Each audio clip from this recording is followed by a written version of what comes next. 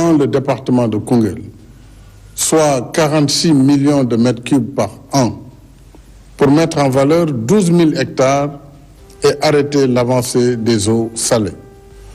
Un financement de 156 milliards sera également mobilisé pour la première phase de l'ambitieux projet de renforcement de la résilience des écosystèmes du Ferlo, le Préferlo, qui consiste à transférer 680 millions de mètres cubes par an du lac de Guiers vers la zone du Ferlo sur un linéaire de 214 km entre Keur Momar et Ranérou.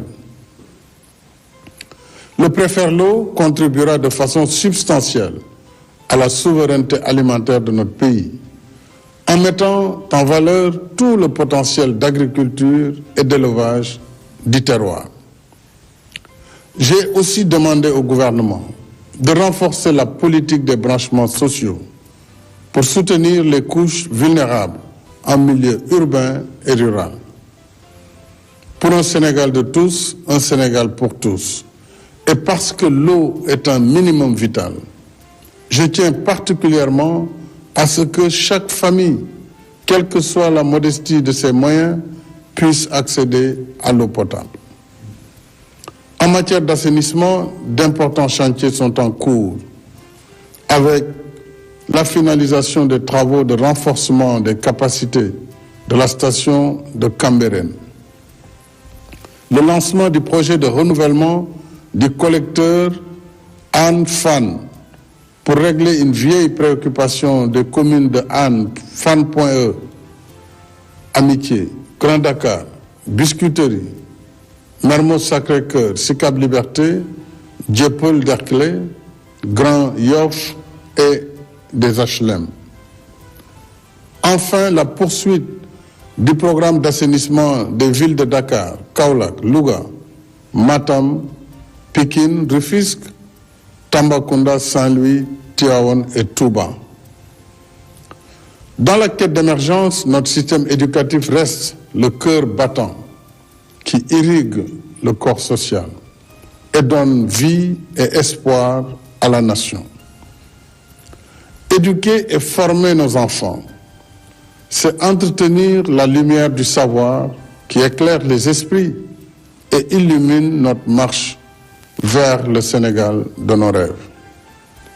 C'est pourquoi l'État continue d'investir plus de 25% du budget national dans l'éducation et la formation.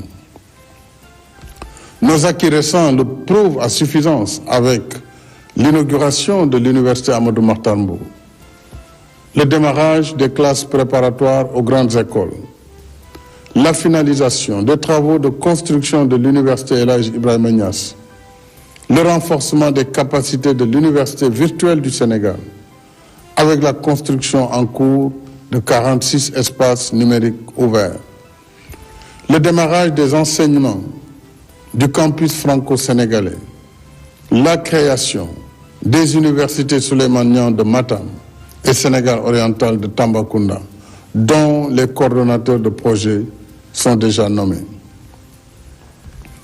La mobilisation de 52 milliards pour la modernisation des équipements scientifiques de nos universités, l'amélioration de la pension de retraite du personnel enseignant et de recherche, et l'augmentation des avantages accordés au personnel administratif, technique et de service. Malgré nos contraintes et nos limites, nous devons être fiers de notre système universitaire. Au regard des performances de l'université Cheikh Anta Diop de Dakar, récemment classée première université francophone d'Afrique, et des excellents résultats de nos candidats au dernier concours d'agrégation du CAMES en sciences de la santé. Et à travers le monde, des compatriotes et ressortissants d'autres nationalités formés à l'université sénégalaise excellent dans tous les domaines de l'activité humaine, y compris les plus pointus.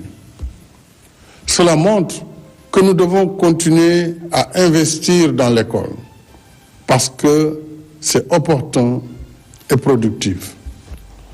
C'est pourquoi je tiens à l'exécution diligente du projet de construction à compter de 2023 de 22 lycées et collèges dans les régions de Dakar, Thiès, Kaolack, Kaffrine et Sédhiou, et du programme d'urgence de réhabilitation de plusieurs lycées historiques, notamment Blaise Diagne, Seydina Limamou Laye, Seydou Nourou Tall et John Fitzgerald Kennedy de Dakar, El Hadj Malick Sy de Thiès, El Hadj Omar Foutiyou Tall et Charles de Gaulle de Saint-Louis, Valdiodio Ndiaye de Kaolack et Djignabo de Ziguinchor.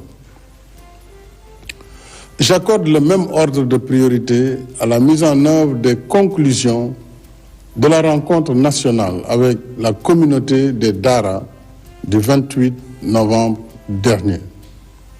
Depuis des siècles, les Dara font partie intégrante de notre patrimoine spirituel, éducatif et socio-culturel. Ils méritent à ce titre une reconnaissance et un appui institutionnel plus conséquent. À cet effet, en attendant la mobilisation prochaine d'autres moyens, j'ai décidé d'allouer au système éducatif des Dara 20% des fonds de dotation afin de pérenniser leur prise en charge concertée, alliant tradition et modernité. Dans la même dynamique d'inclusion sociale et d'équité territoriale, la DER/FJ, qui compte à ce jour 205 000 bénéficiaires, continue son déploiement sur l'étendue du pays pour financer, conseiller et accompagner des femmes et jeunes porteurs de projets. Je tiens particulièrement à ce que la DER/FJ veille à assouplir davantage ses procédures et méthodes d'intervention pour mieux s'adapter aux besoins et réalités de ses cibles. De même, l'État soutiendra davantage les cultures urbaines avec les moyens accrus du nouveau fonds de développement des cultures urbaines et des industries créatives. Le gouvernement reste engagé également sur le front de la santé pour tous. Ainsi, après les inaugurations des hôpitaux de Sédhiou, Kaffrine, Kédougou, Touba et Agnam, d'autres chantiers d'établissements publics de santé sont en cours à Tivaouane, Ourossogui et Saint-Louis. Les travaux de la polyclinique de l'hôpital principal se poursuivent, de même que la construction de l'hôpital Aristide Le Dantec et celle du Centre national d'oncologie de Diamniadio pour le traitement du cancer. En même temps que nous investissons dans les structures de santé et leurs ressources humaines, il nous faut impérativement réformer et améliorer la gouvernance du secteur afin de la rendre plus efficace et plus transparente. C'est pourquoi j'ai demandé une digitalisation intégrale du système, la mise en place de contrats de performance pour les hôpitaux et la révision de la convention hospitalo-universitaire. Mes chers compatriotes, au titre de son mandat à la tête de l'Union africaine et dans un contexte international agité et incertain,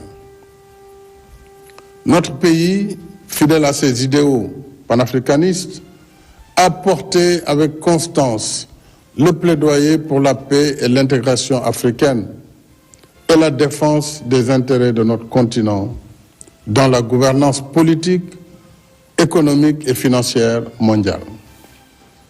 Notre diplomatie a pu mobiliser un consensus général qui balise désormais la voie pour l'adhésion historique de l'Union africaine comme membre de plein droit du G20.